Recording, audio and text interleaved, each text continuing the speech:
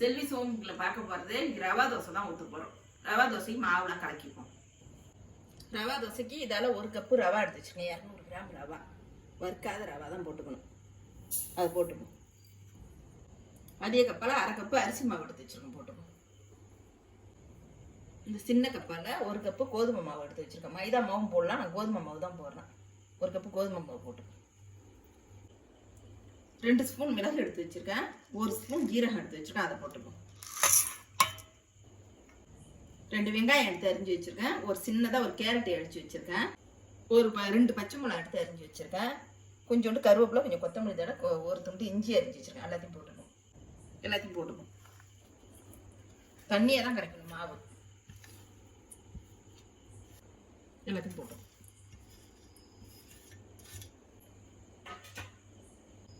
ஒரு ஸ்பூன் அளவு உப்பு போட்டுக்கணும். பெருங்காயத்தூள் போட்டுக்கணும். எல்லாத்தையும் தண்ணியாக தான் கலக்கணும்.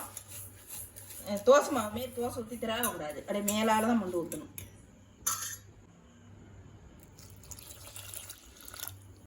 ஒரு 1/2 லிட்டர் அளவுக்கு தண்ணி ஊற்றிருக்கேன். இப்போ கலக்கி விட்டுருக்கேன். இன்னும் தண்ணி தேவைப்படும், ஊற்றணும்.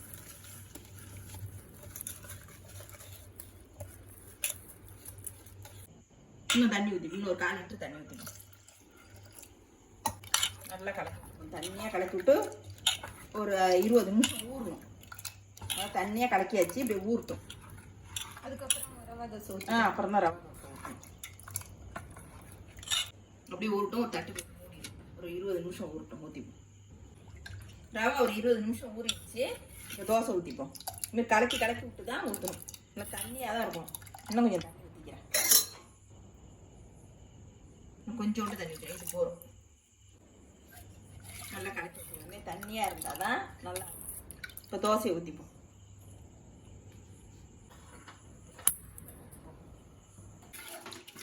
மாவை கலக்கியாச்சு. இப்போ ஊற்றிப்போம் தோசை.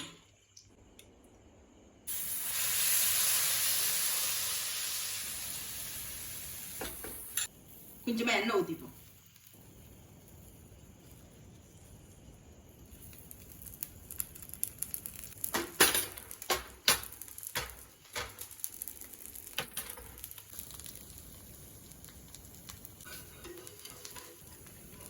பரட்டிப்போம்.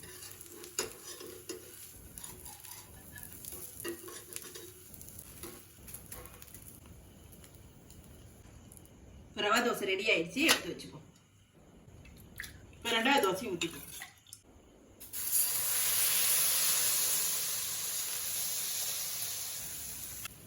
கொஞ்சமா எண்ணெய் ஊற்றிப்போம்.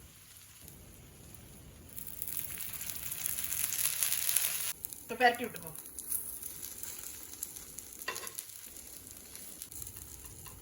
தோசை ரெடி ஆயிடுச்சு. எடுத்து வச்சுப்போம்.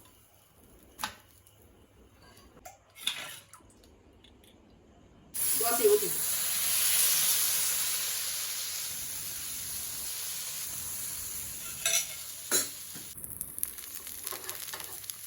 இப்போ பரட்டி விட்டுப்போம்.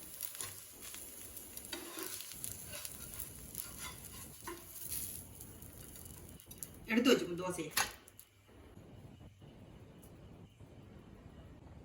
சூப்பரான ஆனியன் ரவா தோசை ரெடி ஆயிடுச்சு. இந்த வீடியோ பிடிச்சிருந்தா லைக் பண்ணுங்க, ஷேர் பண்ணுங்க, சப்ஸ்கிரைப் பண்ணுங்க, கமெண்ட் பண்ணுங்க. நன்றி, வணக்கம். நீங்களும் இதுமாதிரி செஞ்சு பாருங்க.